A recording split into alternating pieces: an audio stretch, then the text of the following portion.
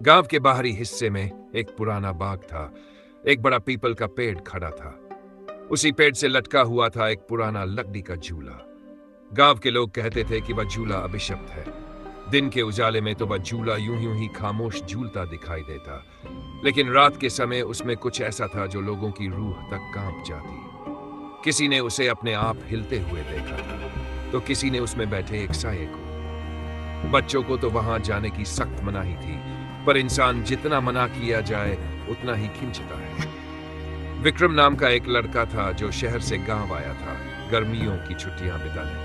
वह पढ़ाई में होशियार था, लेकिन गांव की कहानियों पर यकीन नहीं करता था। उसके मामा ने कई बार चेताया कि उस बाग में जाना मना है, लेकिन विक्रम को तो जैसे चुनौती मिल गई। एक दिन दोपहर को जब सब दोपहर की नींद में थे, विक्रम चुपचाप निकल पड़ा।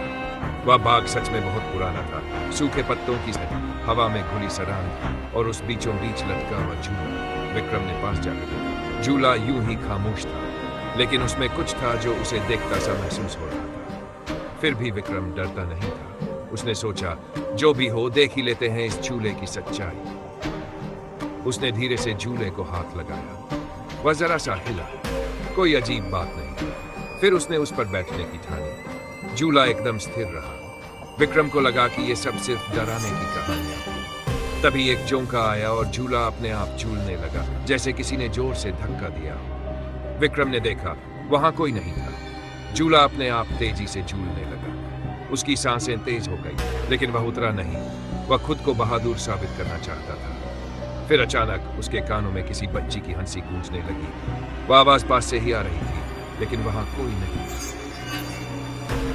विक्रम ने झूले से उतरने की कोशिश की, लेकिन उसके शरीर ने मानो काम करना बंद कर दिया। उसके हाथ झूले की रस्सियों से चिपक गए। वह चाहकर भी हिल नहीं पा रहा था। झूला बहुत तेज हो चुका था। हवा में गूंजती हंसी अब चीख में बदल गई। सामने की झाड़ियों से एक साया निकला। छोटी सी लड़की, जिसकी आंखें बिल्कुल सफेद थी और चेहरा पूरी तरह जल चुका था।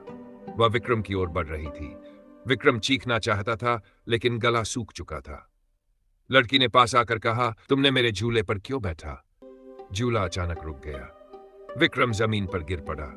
वह डर के मारे कांपता रहा, और जब किसी तरह खड़ा हुआ तो देखा कि लड़की गायब थी। वह बाग से भागता हुआ घर पहुंचा।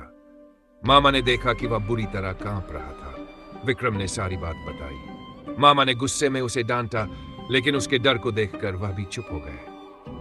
अगले दिन गांव में एक अजीब बात हुई।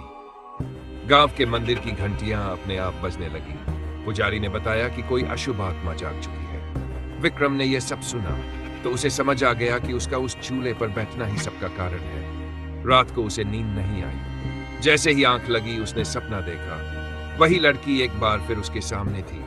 इस बार उसने कहा, तुम्हें अब जाना होगा हमेशा के लिए। विक्रम चौंक कर उठा, लेकिन उसका कमरा पूरी तरह ठंडा था, जैसे किसी ने दरवाजा खोला हो। खिड़की से बाहर देखा तो वही झूला फिर झूल रहा था और उसमें कोई बैठा था, वही लड़की। अगले दिन गांव में अफवाह उड़ी कि उस झूले के पास एक और बच्चा गायब हो गया। लोग डर गए। गांव की पंचायत ने तय किया कि झूले को काट दिया जाए, लेकिन जब लोग कुल्हाड़ी लेकर पहुंचे तो देखा कि झूले की रस्सी से लटकता हुआ वही बच्चा मिला जो गायब हुआ था, मरा हुआ, आंखें खुली।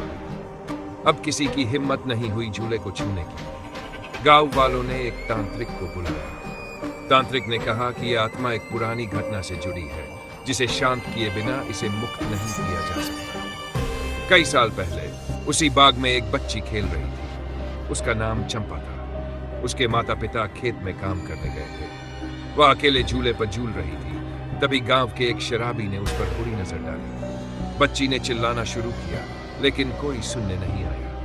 उस आदमी ने उसे मार डाला और उसी झूले से लटका दिया। बाद में जब लोग आए तो देखा कि लड़की की आत्मा झूले में ही बस गई। तांत्रिक ने कहा कि जब तक उस बच्ची की आत्मा को न्याय नहीं मिलेगा, वह झूला उसका घर बना रहेगा। तांत्रिक ने पूजा की, लेकिन आत्मा और भड़क गई। उस रात गांव में कई अजीब घटनाएं हुई। लोगों ने घर के बाहर छोटे पांवों के निशान देखे।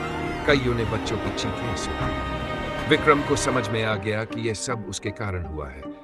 उसने तय किया कि वह लड़की की आत्मा से माफी मांगेगा और न्याय दिलाने में मदद करेगा। वह अकेले बाग की ओर गया। इस बार वह डरा नहीं था। वह झूले के पास गया और जोर से बोला, चंपा मुझे माफ कर दो, मैं तुम्हारा दर्द समझ गया हूं, मैं तुम्हें न्याय दिलाऊंगा। आसमान में बादल घिराए, झूला अपने आप झूलने लगा और एक बार फिर वह लड़की प्रकट हुई, लेकिन इस बार उसकी आंखों में गुस्सा नहीं, दर्द था। उसने धीरे से कहा, अगर तुम मेरी हड्डियां वहां से निकाल कर मेरी मां की कब्र के पास दफना दो तो मैं मुक्त हो जाऊंगी। विक्रम ने तांत्रिक और गांव वालों की मदद से उस झूले की जमीन के नीचे खुदाई करवाई। वहां सच में चंपा के कंकाल मिले। विक्रम ने उन्हें फूलों सजाकर उसकी मां की कब्र के पास दफनाया। उस रात गांव में कोई चीख नहीं गूंजी। झूला अब स्थिर था, वह झूलता नहीं था, न दिन में न रात में। विक्रम ने गांव छोड़ने से पहले आखिरी बार झूले को देखा। उसे लगा जैसे वहां कोई मुस्कुरा रहा हो, एक बच्ची जो अब आजाद थी।